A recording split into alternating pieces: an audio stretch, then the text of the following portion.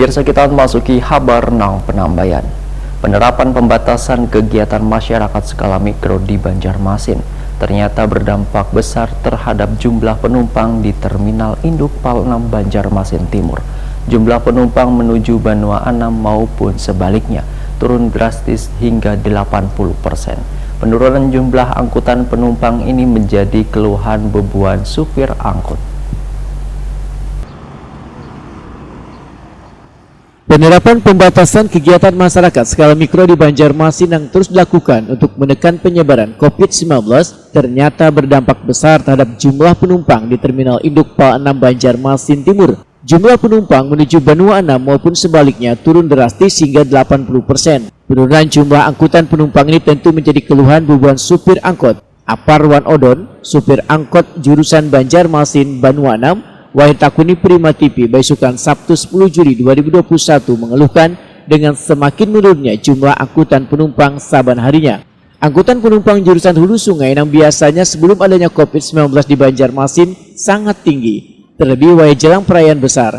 Namun selawas pandemi COVID-19 yang mewabah di Banua ini berdampak sangat luar biasa. Karena biasanya pada Baisukan hari mulai pukul 8.00 WITA sudah membawa penumpang menuju Banua Anam, wah ini hingga tengah hari hanya mendapat penumpang. Menurut Aparwan Odon, akibat sepinya angkutan penumpang sangat berdampak pendapatan dari hasil menarik saban harinya, bahkan sampai kadang mencukupi untuk menukar bahan bakar minyak. Selain itu, Aparwan Odon memedahkan beban penumpang juga merasakan khawatir bila akan ada pemeriksaan wayah melewati penjagaan di perbatasan.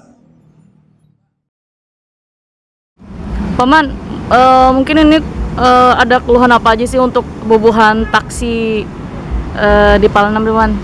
Perpat, belarang, ada sesuai lawan pendapatannya.